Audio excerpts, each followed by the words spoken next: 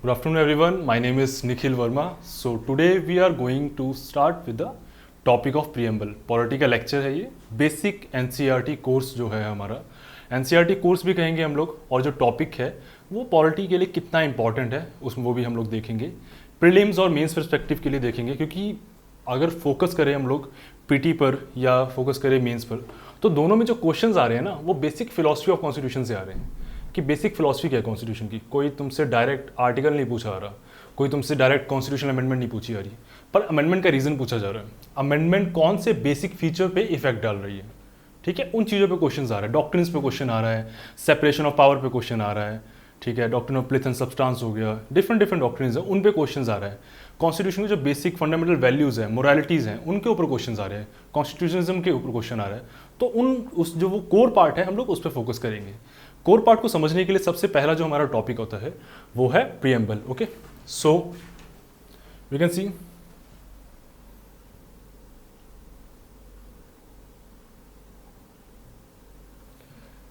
This is preamble. Okay,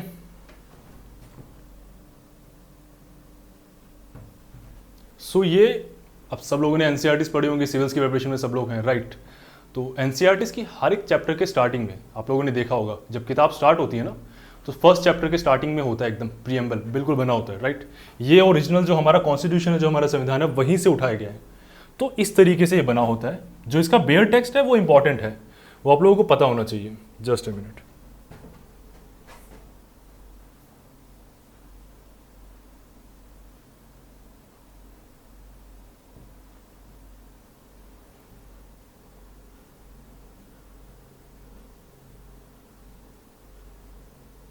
जो इसका bear text है पहले आप रीड करिए, क्योंकि ये पीटी में क्वेश्चन आ चुका है, ठीक है, इंपॉर्टेंट है. We the people of India having solemnly resolved to constitute India into a sovereign, socialist, secular, democratic republic and to secure to all its citizens. अब जो ये कीवर्ड्स आएंगे आगे, sovereign, socialist, secular, democratic, Republic, ये हम lecture में discuss करेंगे. क्या इनका मतलब क्या इंपॉर्टेंस है, why they are being included in the constitution. कुछ बाद में भी आए थे, कुछ ऑलरेडी पहले से थे, ठीक है, जब कॉन्स्टिट्यूशन बना था. Justice, social, economic and political, liberty of thought, expression, belief, faith and worship, equality of status and opportunity, fraternity in our constitution. Last में जो हमारी डेट मेंशन होती है, डेट अडॉप्शन और इनेक्टमेंट दोनों की डिफरेंट है. I hope you guys remember that thing कि बना कब था और लागू कब हुआ था, राइट. बना कब था 26 नवंबर 1949 और लागू कब हुआ था 26 जनवरी 1950. सो ये बहुत मेजर डिफरेंस है, पता होना चाहिए आप लोगों को. इन छोटी छोटी चीज़ों पे ना यार एमसीक्यूज़ में मिस्टेक्स हो जाते हैं. ओके, बहुत माइन्यूट फैक्ट होते हैं बट मिस्टेक्स बन जाते हैं इन पे.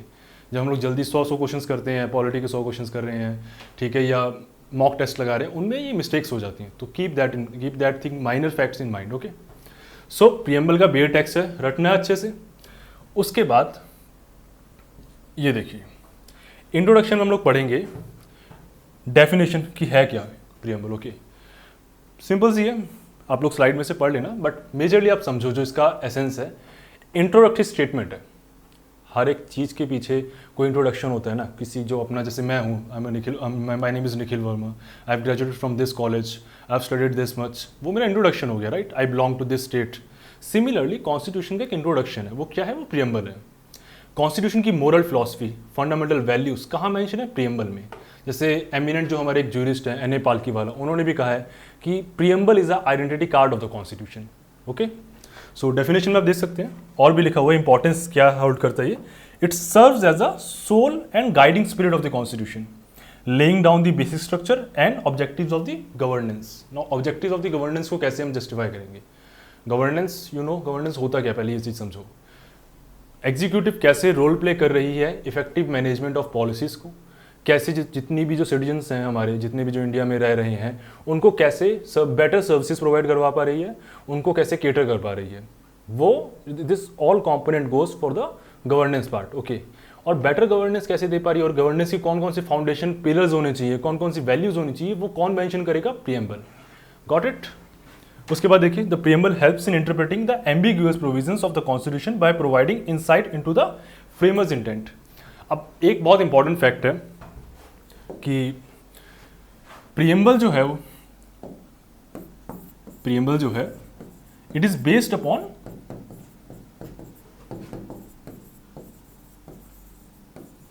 Objective resolution, objective resolution made by Motilal Nehru, sorry Jawaharlal Nehru,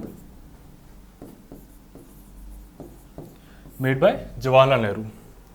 अब प्रीएम्बल जब कॉन्स्टिट्यूएंट असेंबली की डिबेट्स हो रही थी, जब कॉन्स्टिट्यूशन बन रहा था, ऑब्वियसली इतना बड़ा डॉक्यूमेंट है, so much of provision, so much of articles, 400 articles, 448 articles, 25 parts, 12 schedules, इतना सब कुछ, इतना बल्कि डॉक्यूमेंट बना है, रिटन कॉन्स्टिट्यूशन है, इतना टाइम लग गया, 2 साल समथिंग टाइम लगा, ठीक है, इतना टाइम लगा। प्रीएम्बल सबसे लास्ट में रखा गया वोटिंग करने के लिए। प्रीएम्बल में भी जो ये बनाया गया था वो जवाहरलाल नेहरू ने बनाया। उसमें जो मेजर कंपोनेंट था वो हमारे बहुत पहले बना दिया था फ्रीडम फाइटर्स ने। वो किस लिए बनाया गया था? ताकि आगे वाली जितनी भी जनरेशन है ना, और जो भी कॉन्स्टिट्यूशन बनाएगी या अमेंडमेंट करेगी, उनके दिमाग में हमेशा कॉन्स्टिट्यूशन मेकर्स की जो आइडियोलॉजी है या जो इंटेंट है वो हमेशा प्रेजेंट रहे। ओके, तो ये इसमें हेल्प करता है हमारा। Similarly it act as a source of inspiration for citizens authorities to uphold the values of justice, liberty, equality and fraternity. As we have seen earlier, justice, liberty, equality, fraternity की values बात होती है यहाँ पर preamble के अंदर की ये वैल्यूज हमें अपहोल्ड करनी है in the form of governance, in the form of effective service delivery, कि कैसे गवर्नमेंट अपना बेस्ट से बेस्ट परफॉर्म कर सकती है इन वैल्यूज को अपहोल्ड करने के लिए। Got it? उसके बाद देखते हैं हम लोग सिग्निफिकेंस ऑफ प्रीएम्बल। अब सिग्निफिकेंस ऑफ प्रीएम्बल में है क्या, क्यों इंपॉर्टेंट है यार? Reflects the will of the people, obviously will करता है, क्योंकि इसमें हम लोग एक लाइन बोलते हैं we the people of India. जो we the people of India है ना, कि हम लोगों से बनना है सब कुछ, जो सिटीजन्स हैं उन्होंने बनाया है, even the preamble, even the constitution. Okay, अब कई लोग कहेंगे यार कि इसमें हम लोगों ने कैसे पार्टिसिपेट किया। अब ऑब्वियसली डायरेक्टली पार्टिसिपेट तो नहीं किया, इनडायरेक्टली पार्टिसिपेट किया। ओके, रिप्रेजेंटेटिव्स थे हमारे जो कॉन्स्टिट्यूएंट असेंबली में बैठे थे, जिन्होंने कॉन्स्टिट्यूशन बनाया था। ओके, जो मेकर्स थे वो हम ही लोगों से तो गए थे, हम ही लोगों ने इलेक्ट किया था उन लोगों को। इनडायरेक्टली इलेक्शंस हुए थे, डायरेक्टली इलेक्शंस हुए थे, कहीं पर कई जगह नॉमिनेशन हुए थे, but they were representative of the general people. Okay, तो वो जनरल विल जो है लोग की रिप्रेजेंट करता है। ऑब्जेक्टिव्स जैसे मैंने आपको बताया कि sovereign, socialist, secular, democratic, Republic, ये जो 5 फंडामेंटल वैल्यूज हैं जो हमारे कॉन्स्टिट्यूशन में मेंशन है। सॉवरन, अब ये जैसे हम लोग आगे वाले टॉपिक में डिस्कस करेंगे कि जो ये छोटे छोटे कीवर्ड्स हैं इनका कितना इंपॉर्टेंस है।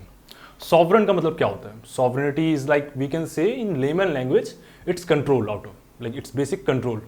Okay, how much you are controlled by someone, by some internal force और एक्सटर्नल फोर्स।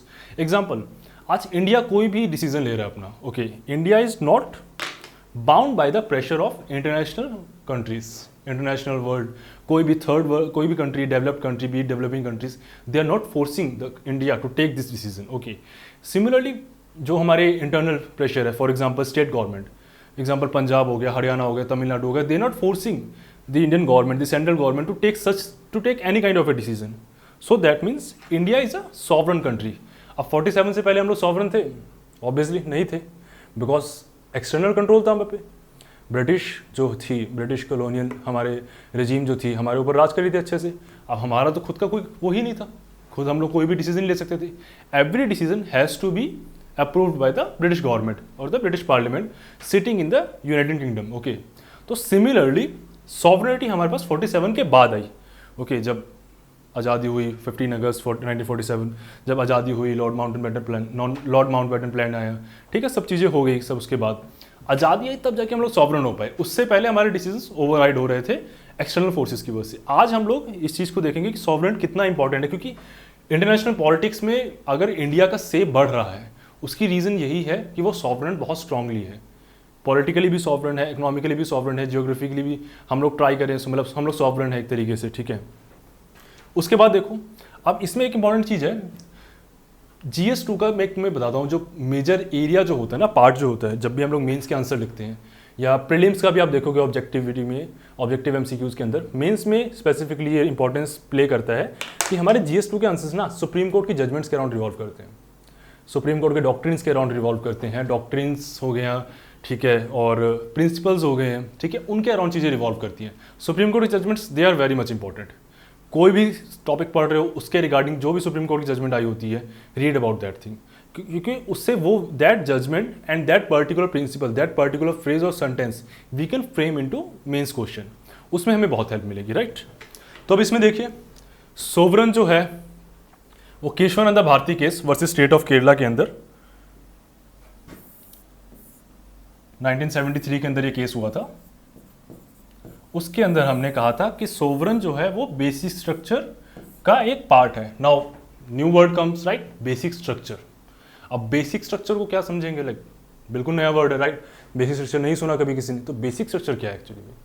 बेसिक स्ट्रक्चर, अब एग्जांपल लेते हैं, बिल्डिंग खड़ी कर रहे हैं, नींव रखते हैं, नींव पत्थर, बहुत सब लोगों ने सुना होगा, फाउंडेशन स्टोन, राइट, उस टाइप में। तो कोई भी बिल्डिंग खड़ी करने से पहले नीचे पिलर्स होते हैं, सीमेंट लगता है, आयरन बार्स आती हैं, सब कुछ होता है। जब तक ये चीज़ें नहीं होंगी तब तक तो यार बिल्डिंग चाहे तुम 4 फ्लोर की खड़ी कर दो, हल्का सा क्यों आया, हल्की सी सुनामी आई या हल्का सा कुछ भी शॉक लगा, बिल्डिंग साथ का ढेर, राइट। तो बेसिक स्ट्रक्चर हम लोग हिंदी में बोल सकते हैं नींव पत्थर टाइप का, नींव रखना किसी भी चीज़ की, क्योंकि नींव स्ट्रांग नहीं होगी, जैसे हमारे घर वाले ही बोलते हैं, parents, every parents used to say, जब तक जड़ें स्ट्रांग नहीं होगी तब तक पेड़ कैसे स्ट्रांग होगा, राइट। तो सिमिलरली बेसिक स्ट्रक्चर का डॉक्ट्रिन भी यही है। सुप्रीम कोर्ट ने केशवानंद भारती केस के अंदर बेसिक स्ट्रक्चर का डॉक्ट्रिन इन्वेंट किया था 1973 के अंदर। अब वो इन्वेंट क्यों हुआ, इंपॉर्टेंट है। सुप्रीम कोर्ट ने अगर कोई स्ट्रक्चर, कोई डॉक्ट्रिन इन्वेंट किया तो उसका क्या रीज़न है? सुप्रीम कोर्ट ने देखा कि लेजिस्लेचर जो है या जो एग्जीक्यूटिव है वो अपने एक एरिया ऑफ डोमेन से बाहर जा रहा है, ओवर रीच कर रहा है एक तरीके से, ओके। और वो समवेयर डाउन द लाइन अपने लॉज से फंडामेंटल राइट्स लोगों की इफेक्ट कर रहा है, या मूल अधिकार जिसको बोल सकते हैं हिंदी में, या लोगों की बेसिक जो लाइफ जीने का तरीका है ना उस पर इफेक्ट डाल रहे हैं। तो सुप्रीम कोर्ट ने कहा कि this is your out of domain context, कि आप इस पर लेजिस्लेशन नहीं कर सकते। आपकी जो लेजिस्लेशंस हैं वो नॉर्मल लोगों को, नॉर्मल सिटीजन्स को जीने में दिक्कत कर रही है, ओके, या उनकी लाइफ या लिबर्टी को या उनकी प्राइवेसी को इफेक्ट कर रही है। तो सिमिलरली सुप्रीम कोर्ट ने एक डॉक्ट्रिन बनाया कि इस डॉक्ट्रिन के तहत, अंडर दिस डॉक्ट्रिन, अगली बार से आपको कोई भी लॉ बनाना है तो इस डॉक्ट्रिन के तहत कोई भी आपका लॉ फंडामेंटल राइट्स को या किसी भी बेसिक स्ट्रक्चर डॉक्ट्रिन को या बेसिक स्ट्रक्चर के एलिमेंट्स को वॉलेट नहीं करना चाहिए। Got it? तो बेसिक स्ट्रक्चर डिफाइंड नहीं है कॉन्स्टिट्यूशन में, मेंशन भी नहीं है कहीं से।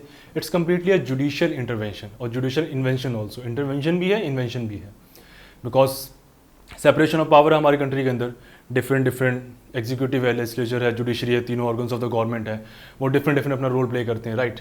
But somewhere down the line judiciary need जो अराइज होता है, क्योंकि हमारे यहाँ एक और सिस्टम है, system of checks and balances. अब system of checks and balances में क्या है कि यार जब भी नीड अराइज होगा तो लेजिस्लेचर एग्जीक्यूटिव को बैलेंस करेगा, जुडिशरी एग्जीक्यूटिव को बैलेंस करेगी, या एग्जीक्यूटिव जुडिशरी को बैलेंस करेगी। So this is the separation of power and checks, principle of checks and balances. तो दोनों चीज़ें हैं हमारे अंदर, because our constitution is not rigid, it is flexible and rigid both at the same time. So ये बहुत important चीज़ है, okay. तो केशवानंद भारती केस के अंदर हमारा जो ये सॉवरन है वो बेसिक स्ट्रक्चर एलिमेंट बन गया एक, ओके। सिमिलरली सोशलिस्ट क्या है? अब सोशलिज्म बहुत इंपॉर्टेंट है यार हमारे एक्चुअली में। जो ब्रिटिश जितना भी स्ट्रगल था, ब्रिटिश का जितना भी मॉडर्न हिस्ट्री के अंदर आप अगर आप लोग पढ़ोगे थोड़ा बहुत भी, तो उसमें आप लोगों को पता लग जाएगा कि यार कैपिटलिज्म फॉलो कर रहे थे वो लोग, मतलब कुल मिला के। The overall objective of the Britishers is to extract as much as profit they can from the citizens of India, from the Indian natives, कि जैसे कैसे कैसे करके इनको एग्रीकल्चर पे ज़मींदारी लगा दो, रियोतवारी लगा दो, महलवाड़ी लगा दो, इन पे अच्छा खासा इनसे अनाज लो, इनकी ज़मीनें खराब हो जाए कोई दिक्कत नहीं है, इनसे खूब सारा पैसा लो। सिमिलरली जैसे होम ड्रेन, इकोनॉमिक ड्रेन जो इकोनॉमिक क्रिटिक थी, ठीक है, और डिफरेंट बाल गंगाधर तिलक ने भी किताब लिखी थी, ठीक है, दादा भाई नौरोजी ने भी किताब लिखी थी, तो इकोनॉमिक ड्रेन के बारे में उन्होंने भी मेंशन किया था। तो वो सब चीज़ें क्या हैं, कुल मिला के ब्रिटिशर्स का मोटिव तो यही था ना कि फैक्ट्रीज लगाओ, इनका रॉ मटेरियल लो, 5 रुपये में रॉ मटेरियल खरीद रहे हैं, 25 रुपये का बना के उसको भेज रहे हैं, ओके, या ब्रिटिश में बेच रहे हैं, जर्मन में बेच रहे हैं, या फ्रांस में बेच रहे हैं, या इंडिया में ही महाराजा उसको बेच रहे हैं, ठीक है, या इंडिया की पॉपुलेशन को ही महंगा करके बेच रहे हैं, बस रॉ मटेरियल हमारे यहाँ से वो हो रहा है, इम्पोर्ट हो रहा है, ओके। तो प्रॉफिट मैक्सिमाइजेशन अब इनका कैपिटलिज्म का वो था, पूरा प्रिंसिपल था, ठीक है, यही प्रिंसिपल हम लोगों को फॉलो करना है इंडिया के अंदर। तो हुआ क्या है ना, 47 के अंदर 47 तक आते आते ना एक सर्टन क्लास डेवलप होगी, और जो इनकम डिवाइड था ना, क्योंकि कैपिटलिज्म का जो बेसिक प्रिंसिपल है ना वो इनकम डिवाइड के ऊपर है, rich gets richer, poor gets poor. तो जो गरीब है वो गरीब होता जाता है, रिच जो होता है वो रिच होता जाता है, ओके। तो सोशलिज्म के अंदर यही बताया गया था, जो नेहरू जी हैं हमारे late prime minister, Nehru ji ने यही फॉलो किया था, फैबियन सोशलिज्म उसको बोलते हैं। नेहरू जी का मानना ये था कि अगर हमें कंट्री के अंदर वेलफेयर लेके आना है तो हमें मैक्सिमम से मैक्सिमम लोगों को सोशलिज्म फॉलो करवाना पड़ेगा, और एक इकोनॉमिक सिस्टम जो है हमारा वो सोशलिज्म के बेस पे रखना पड़ेगा, जहाँ पर welfare of all, welfare of the poor, उस पर फोकस किया जाए। कैपिटलिज्म पे फोकस किया जाए, इंडस्ट्रीज पे फोकस किया जाए, फाइन, बट जो हमारा मेजर कंपोनेंट होना चाहिए किसी भी इकोनॉमिक प्लानिंग का, वो किस पे फोकस होना चाहिए? सोशलिज्म पे, welfare of the poor, welfare of the people at large. Okay, तो सोशलिज्म के बारे में ये था। Olga Tellis versus Bombay municipal corporation का जो केस था, उसके अंदर बताया था कि socialism is also a basic structure of the constitution. और डायरेक्टली सोशलिज्म नहीं बोला उन्होंने कहा recognise the right to livelihood as a fundamental right, emphasising socialist principles and the government's duty to provide adequate means of livelihood. Under which article? Article 21। Article 21 के अंदर बहुत सारे articles हैं, जितने भी नई अमेंडमेंट्स हो रही हैं सबके सब उठा के आर्टिकल 21 के अंदर डाल देते हैं। ओके, तो इंपॉर्टेंट है, राइट टू लाइवलीहुड क्या है? खाने का अधिकार, राइट। मुझे एक रोजगार का अधिकार मिलना चाहिए जिससे रोजगार से मैं अपना खाना पीना बचा सकूँ, कमा सकूँ, राइट। तो रोजगार का अधिकार सब लोगों को है। ये कहाँ पर मेंशन हुआ था? आर्टिकल 21 के अंदर। ये एक सोशलिज्म का प्रिंसिपल है, एक तरीके से कह सकते हैं, सोशलिज्म का एक फीचर ही है। कौन सा केस है? इंपॉर्टेंट ये है, Olga Tellis versus Bombay municipal corporation. फिर सेकुलरिज्म बहुत इंपॉर्टेंट है। Now secularism, there are different notions of secularism, positive secularism, negative secularism, okay. So where we have to focus upon? हमारे इंडिया के अंदर पॉजिटिव सेकुलरिज्म फॉलो किए जाते हैं, like we can say that thing कि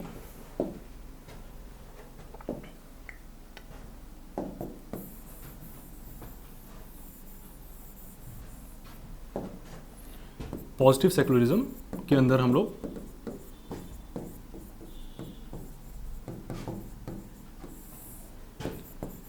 equal distance from all religion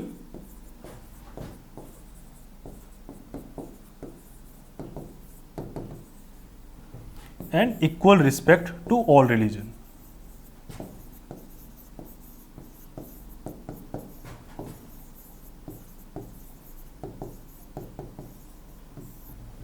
Okay, so be it Christianity, be it Islam, be it Hinduism, okay, or be it Jain or Buddhism or etc. or any religion which is present in right now in India, state का उससे कोई लेना देना नहीं है. Now, I would like to mention here about the state word also. Whenever we are using the word state, okay, it specifically mentions about India as a whole. Don't take it anotherwise, okay? Except in some articles where we can show that जो state है वो पंजाब हरियाणा के लिए use हुआ है. बाकी terms के अंदर जो हमारा स्टेट होता है वो इंडिया के लिए यूज होता है as a country, as a whole. There is a reason why, there is a basic philosophy why state used for India as a whole. The reason being that the basic philosophy about the formation of state is like कि state के elements होते हैं, right. State के 4 elements होते हैं. UPSC के pre में भी क्वेश्चन आ चुका है ये. 1 is population, second is sovereignty, third is government, fourth is territory, fixed territory. अब इस सब के अंदर, अब take example of Punjab. Population है पंजाब में, राइट. पंजाब के अंदर गवर्नमेंट है, राइट. पंजाब के अंदर गवर्नमेंट है, कांग्रेस गवर्नमेंट, राइट. पंजाब के अंदर टेरिटरी है, fix territory. Obviously fix territory है, पंजाब को इधर उधर तो है नहीं, फिर नहीं रहा, राइट. एक ही जगह पर वो स्थिर है, एक ही जगह पर उसकी ज्योग्राफिकल लोकेशंस हैं, प्रॉपर लैटिट्यूड लॉन्गिट्यूड है उसका. पंजाब के अंदर क्या नहीं है? सॉवरेनिटी, इंटरनल सॉवरेनिटी है. हाँ, अब ऑब्वियसली पंजाब अपने स्टेट के अफेयर्स को मैटर करता है, खुद ही मैनेज करता है. पंजाब की जो गवर्नमेंट है वो खुद ही देख रही है उसको, ओके. बट क्या पंजाब को अगर कोई उज्बेकिस्तान से डील करना है सपोज, ओके, या पंजाब को फ्रांस से डील करना है, तो क्या पंजाब अकेले कर सकते हैं डील? नहीं. They have to take permission of central government, they have to take approval of ministry of external affairs. Got it? तो एक्सटर्नल सॉवरेनिटी मिसिंग है. जब हम लोगों ने प्रीएम्बल डिस्कस किया था उसमें सॉवरेनिटी कीवर्ड था, राइट. सॉवरेनिटी कीवर्ड के अंदर एक्सटर्नल इंटरनल दोनों कीवर्ड्स थे. अब इंटरनल सॉवरेनिटी और एक्सटर्नल सॉवरेनिटी दोनों होनी चाहिए, राइट. अब इसके अंदर क्या है? एक्सटर्नल मिसिंग है. उसी जगह पर अगर हम लोग इंडिया एज अ होल लें, इंडिया के अंदर पॉपुलेशन है, गवर्नमेंट है, फिक्स टेरिटरी है, सॉवरेनिटी इंटरनल प्लस एक्सटर्नल दोनों है. That is why we take India as a state. Got it?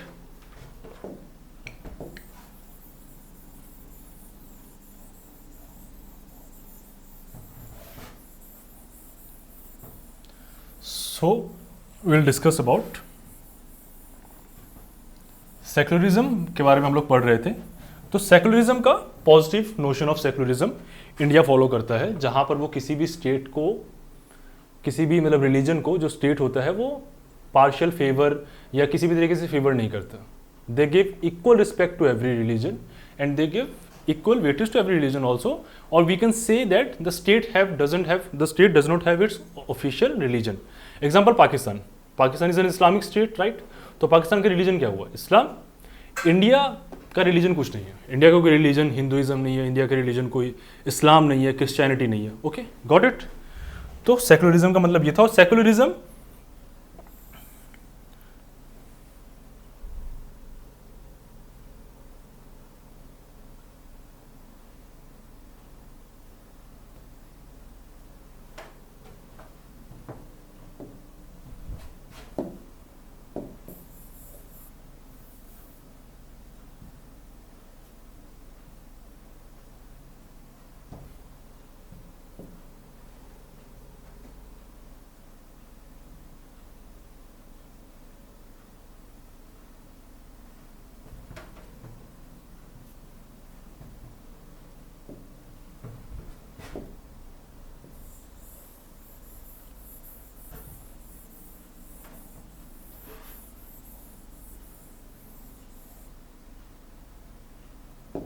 ये जो बेसिक डेफिनेशन है कीवर्ड्स की आप देख सकते हैं.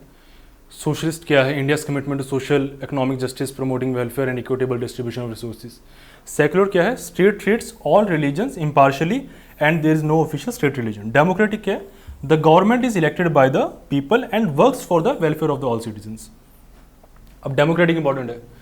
डेमोक्रेटिक क्या है? सेक्युलर मैंने आप लोगों को बता दिया. डेमोक्रेटिक क्या है? People elected government. Different types of government होती है. देखो, मोनार्कियल होती है, ठीक है, ओलिगार्की हो सकती है, डेमोक्रेटिक होती है, ओके, डिक्टेटरशिप होती है. वर्ल्ड वॉर 2 सुना होगा सब लोगों ने, राइट? वर्ल्ड वॉर 2 में हिटलर सुना होगा. तो वहाँ के डेमोक्रेसी थी जर्मनी के अंदर? नहीं, डिक्टेटरशिप थी, right? That is also form of government. अब डेमोक्रेसी भी डिफरेंट टाइप की हो सकती है, डायरेक्ट हो सकती है, इनडायरेक्ट हो सकती है. इंडिया के अंदर कौन सी है? इनडायरेक्ट. डायरेक्ट कहाँ पर होती है? जहाँ पर बहुत कम पॉपुलेशन होती है. एग्जाम्पल्स कह सकते हैं ऐसी कंट्रीज के, स्विट्जरलैंड. ओके, स्विट्जरलैंड में डायरेक्ट डेमोक्रेसी है.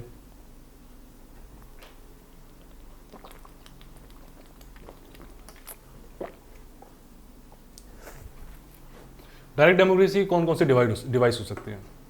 अब पहले डेमोक्रेसी समझो होता क्या है, मेजरली होता क्या है. डेमो, इसमें कीवर्ड है, इंपॉर्टेंट है. First is demo, second is cracy. Now cracy का मतलब होता है रूल बाय, और डेमो का मतलब होता है पीपल. ओके, तो रूल बाय पीपल, ये हो गया डेमोक्रेसी. कोई भी वर्ड हो सकता है, जैसे थियोक्रेसी होता है एक वर्ड. अब थियो यूज होता है for God, okay, plus cracy, तो रूल बाय गॉड कह सकते हैं, या rule by people of God कह सकते हैं, ओके, फॉलोअर्स ऑफ गॉड कह सकते हैं. तो that is related to God and that thing, religion purpose. Okay, democracy, demo means people, cracy means rule by, जो लोगों के द्वारा रूल किया जाए. ओके, अब्राहम लिंकन ने भी बहुत फेमस किया, democracy is for the people bye the people for the people bye the people. Okay, तो इस तरीके का कोटेशन था अब्राहम लिंकन का. इंपॉर्टेंट ये हमारे इंडिया के कंटेक्स्ट में समझना है. बाय द पीपल जब हम लोग यूज करते हैं तो हम कैसे यूज करते हैं? मुकेश, बाय द पीपल जब हम लोग यूज करते हैं तो उसमें इंपॉर्टेंट ये है कि इंडिया के अंदर जो हमारा रिप्रेजेंटेटिव सिस्टम है, वेदर इट्स डायरेक्ट और indirect, obviously it is indirect, right? तभी हम लोग तो डायरेक्ट जाके रूल नहीं करते ना. हम लोग जाके डायरेक्ट लॉ तो बनाते नहीं है. हम लोग इलेक्ट करते हैं लोगों को. They represent us, they represent the constituency, they represent the area, then they gonna make the rule for the people, right?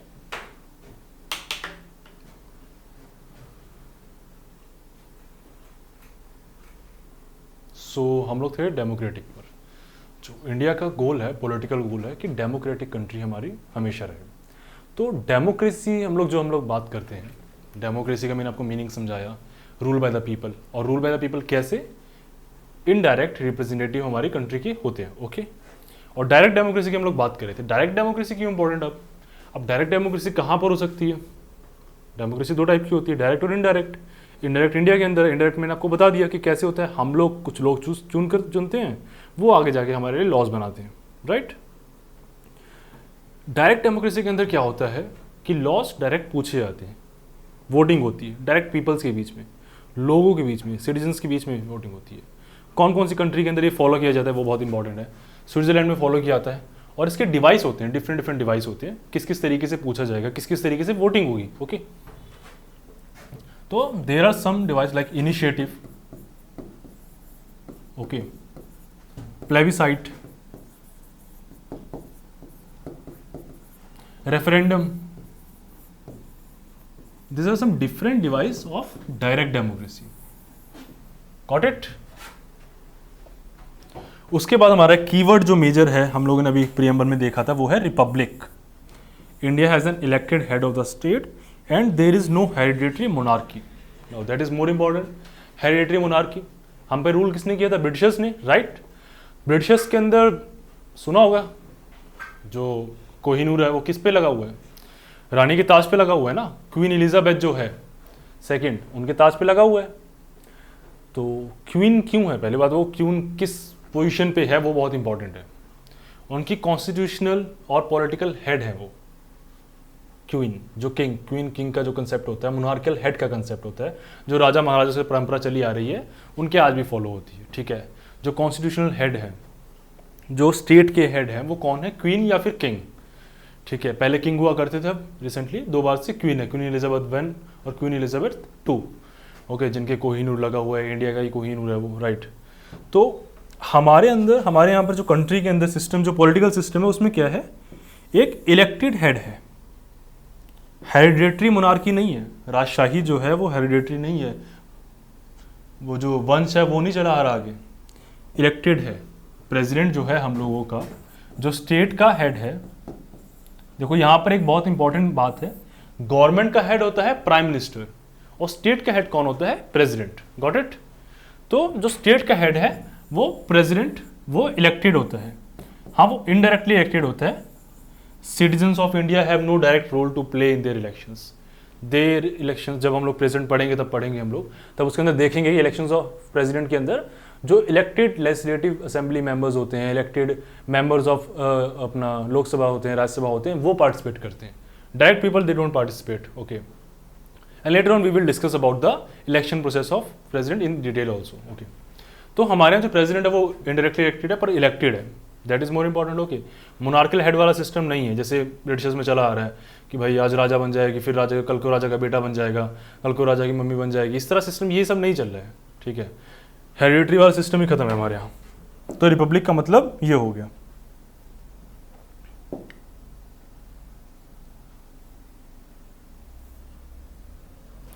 उसके बाद देखो जुडिशियल इंटरप्रिटेशन मैंने आपको डिफरेंट बताई हैं जो हमारी कंट्री के अंदर हैं, जो सुप्रीम कोर्ट ने डिफरेंट जजमेंट्स दी हैं विद रिस्पेक्ट टू डिफरेंट की elements of basic structure and की फीचर्स ऑफ प्रीएम्बल। सेक्युलरिज्म किस केस के अंदर है? SR Bommai versus union of India के अंदर।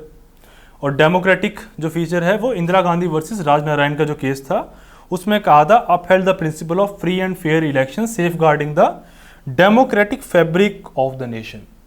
कि जो डेमोक्रेटिक फैब्रिक है, ठीक है, जो डेमोक्रेसी फॉलो की जाती है हर जगह पर, फ्री एंड फेयर इलेक्शंस एक बहुत बड़ा और एक बहुत इंपॉर्टेंट कंपोनेंट है डेमोक्रेटिक कंट्री का।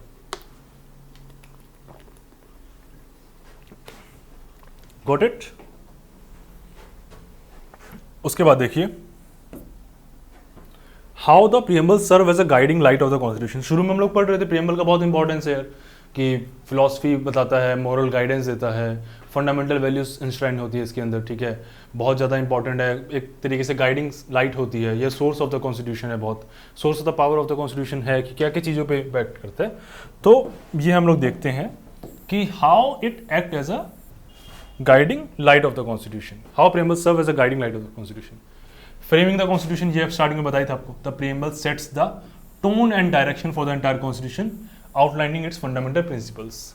Socialism, democratic, secularism. What are this? These are principles. Constitution, policies, आगे लॉज, एक्ट्स, रेगुलेशन जितनी भी फ्रेम होंगे, इन चीज़ों को ध्यान रख के फ्रेम होंगे. Interpreting ambiguities when there are conflicting interpretations of specific provisions, the preamble provides clarity on the framers intent. कोई भी लॉज में इशू आएगा, एम्बिग्यूटीज आएंगी, वाइडर इंटरप्रिटेशन होगा या नैरो इंटरप्रिटेशन होगा, ठीक है, उन चीज़ों को क्लियर आउट करने के लिए कॉन्स्टिट्यूशन मेकर्स के माइंड को पढ़ा जाएगा. कॉन्स्टिट्यूशन मेकर्स के माइंड को पढ़ने के लिए सबसे बेस्ट चीज़ क्या है? Constitution itself, preamble itself. Okay, preamble को पढ़ने के बाद हम लोगों को ज़्यादा क्लैरिटी होगी कि कॉन्स्टिट्यूशन मेकर्स किस तरीके से सोचते थे, क्या उनका ऑब्जेक्टिव था, क्या उनकी फंडामेंटल फिलॉसफीज थी with respect to the constitution of the country. Evaluating legislation, simple सी बात है, हम लोगों ने जैसे कॉम्पोनेंट्स में पढ़ा, डिफरेंट जो एलिमेंट्स से, सेकुलरिज्म हो गया, सॉवरन हो गया, सोशलिज्म हो गया, उसके अंदर क्या पढ़ा हम लोगों ने कि लेजिस्लेशन ने जब अपनी जो एरिया ऑफ डोमेन है उसको ओवर रीच किया या उसको एक्सीड किया, उसके बाद एक डॉक्ट्रिन डेवलप हुआ, इन्वेंट हुआ, कि उसका नाम क्या था? Basic structure. तो बेसिक स्ट्रक्चर को इन्वेंट किसने किया? जुडिशरी ने. लेजिस्लेशन जब अपनी डोमेन से बाहर निकली, तो इसका क्या मतलब है? Evaluation legislation. जो लेजिस्लेशन को हम लोग इवैल्यूएट करते हैं, preamble helps in the assessing the compatibility of laws with the constitution core values. अब वो कहीं ना कहीं लेजिस्लेशन कोर वैल्यूज पे इंपैक्ट डाल रही थी, फंडामेंटल फिलॉसफी या फंडामेंटल वैल्यूज पे या कॉन्स्टिट्यूशन को उनसे अगेंस्ट जा रही थी, उनको वॉयलेट कर रही थी.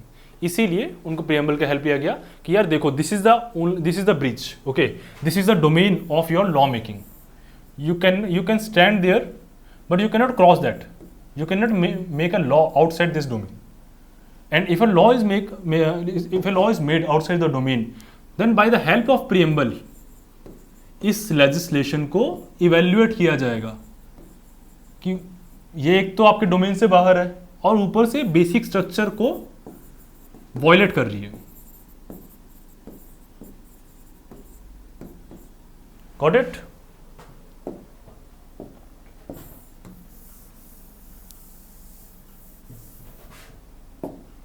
फिर देखो, अप होल्डिंग फंडामेंटल राइट्स. आगे हम लोग पढ़ेंगे, आर्टिकल्स आएंगे 12 to 35 पार्ट 3 के अंदर. फंडामेंटल राइट्स हैं जो हर एक सिटीजन्स को irrespective of their any religion और समथिंग उन लोगों को मिलेंगे. Being the citizen of India and being a foreigner also, citizen जो फंडामेंटल राइट्स है फॉरेनर्स को भी मिलते हैं, सिटीजन्स को भी मिलते हैं, डिफरेंट राइट्स है, बोथ को भी मिलते हैं. ओके, तो प्रिंसिपल्स जो है हमारे प्रेम्बल के अंदर, in the preamble forms a basis for safeguarding the fundamental rights of the citizens.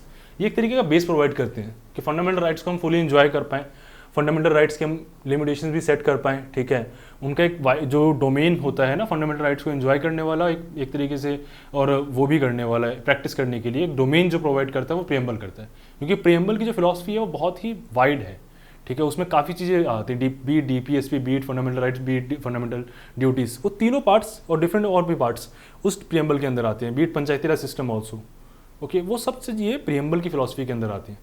Okay, उसके बाद देखिए,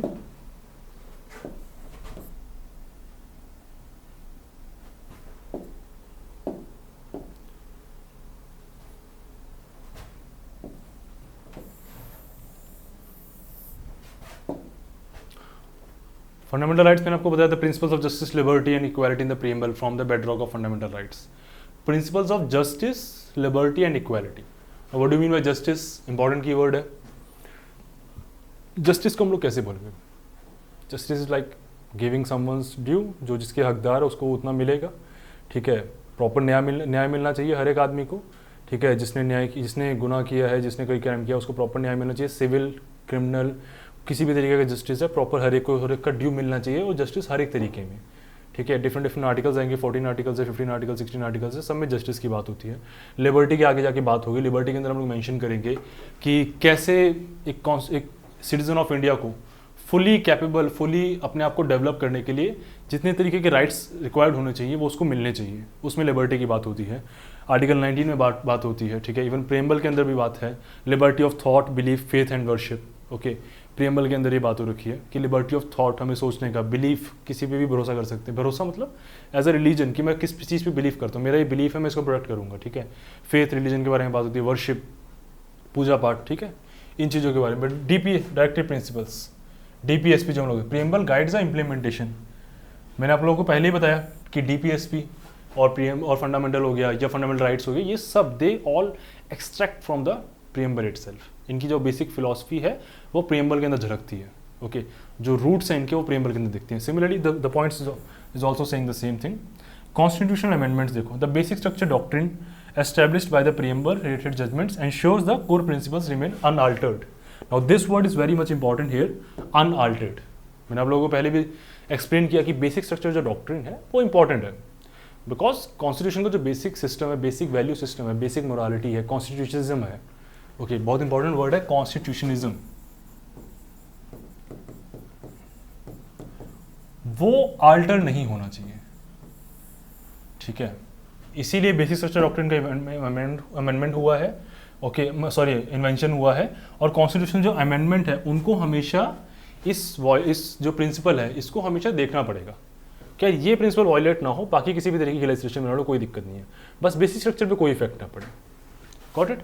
आगे सेक्युलरिज्म बता दिया आप लोगों को। सोशल प्रोग्रेस यही है कि सोशलिस्ट जो आइडिया है इसके अंदर और डेमोक्रेटिक प्रिंसिपल्स है वो प्रीएम्बल वो किसके लिए एडवोकेट करते हैं, for social welfare policies and inclusive growth. जैसे मैक्सिमम से मैक्सिमम पॉपुलेशन आ जाए, ठीक है, ग्रोथ और डेवलपमेंट पैरामीटर्स के अंदर उन पे कोई भी कास्ट, रिलीजन और डेमोग्राफी का बैरियर नहीं होना चाहिए, और रीजनिज्म का बैरियर नहीं होना चाहिए। मैक्सिमम से मैक्सिमम पॉपुलेशन इफेक्टिव जो सर्विस डिलीवरी है गवर्नमेंट की, उस प्रोग्राम डिफरेंट प्रोग्राम्स के डिफरेंट स्कीम्स के अंडर आए, मैक्सिमम लोगों तक गवर्नमेंट के बेनिफिट्स पहुंचे, यही एक एम होता है सोशलिज्म के अंदर, सोशल प्रोग्रेस के अंदर।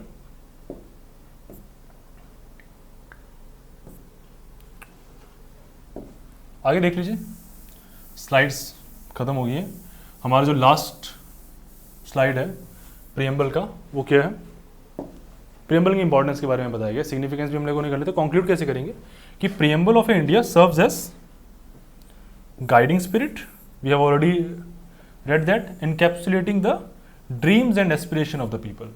ड्रीम्स क्या है, social justice, equality, political equality, liberty, different तरीके की लिबर्टी, ठीक है, हर इकोनॉमिक पॉलिटिकल सोशल जस्टिस मिलनी चाहिए हम लोग को, ये ड्रीम है। Okay, social justice is like SC/ST पे कभी डिस्क्रिमिनेशन ना हो, या मुस्लिम्स पे कभी डिस्क्रिमिनेशन ना हो, आप रिलीजन बेस पे या रीजन बेस पे कभी डिस्क्रिमिनेशन ना हो। सन ऑफ सॉइल डॉक्ट्रिन बहुत यूज होता है, इस तरीके की डॉक्ट्रिन कम हो जाए। ओके, पॉलिटिकल जस्टिस, हर एक आदमी को पॉलिटिकल ऑफिस होल्ड करने का मौका मिलना चाहिए। Economic justice, I should be the, मतलब हर एक आदमी को, इवन आई और कोई भी हो, ठीक है, उसको एक प्रॉपर अधिकार मिलना चाहिए ताकि वो अपने लिए एक अच्छा लाइवलीहुड बना सके, ठीक है, एक अच्छा लाइवलीहुड डेवलप कर सके या गवर्नमेंट एग्जाम में अपेयर हो सके, right. Its principle have played a significant role in shaping the India's democratic and legal landscape. अब लीगल लैंडस्केप ऑब्वियसली प्रीएम्बल के प्रिंसिपल ही तो लीगल लैंडस्केप फॉलो वो फ्रेम करने में हेल्प कर रहे हैं। प्रीएम्बल नहीं होगा तब तो यार आर्बिट्रेरीनेस हो जाएगी ना लॉ मेकिंग में। लॉ मेकिंग का अगर लॉ मेकिंग करनी है, वो जो डोमेन बता रहा है वो कौन बता रहा है, वो प्रीएम्बल की वैल्यू सिस्टम ही तो बता रहा है। Okay, ensuring justice, liberty, equality and fraternity for all citizen, बहुत इंपॉर्टेंट वर्ड है फ्रेटर्निटी। फ्रेटर्निटी का क्या सिस्टम है, फ्रेटर्निटी क्या है, तो होता है ब्रदरहुड, पढ़ा होगा आप लोगों ने, brotherhood among all citizens of India, कि उस पर आप लोगों को डिस्क्रिमिनेशन नहीं करना किसी भी तरीके का। ओके, इफ़ यू आर, मतलब ब्रदरहुड एक तरीके से ये कह सकते हैं कि कम्युनिटेरियनिज्म या सोशल कोहेजन हम लोगों को बहुत स्ट्रॉन्ग रखना है। सोशल कोहेजन, ओके, कि किसी भी तरीके का जो सोशल इविल होता है या रीजनलिज्म होता है, कम्युनलिज्म होता है, सेपरेटिज्म होता है, सेसेशनिस्ट टेंडेंसीज होती हैं, ये डिफरेंट तरीके की चीज़ें अवॉइड करनी है और फोकस इस पे करना है कि हमारा फ्रेटर्निटी जो as a value among different culture, among different diversity of India, that should be promoted. Upholding the values enshrined in the preamble is crucial to realising the vision of a progressive and inclusive India. Got it. तो last point यही है कि जो values enshrined है, अगर हमें India को develop करना है, प्रोग्रेसिव सोसाइटी बनाना है, इंक्लूसिव सोसाइटी बनाना है, डिफरेंट कल्चर पे फोकस करना है और डिफरेंट लोगों की अपलिफ्टमेंट पे फोकस करना है, तो हमें वैल्यूज़ जो हैं प्रीएम्बल की वो अपहोल्ड करनी पड़ेगी।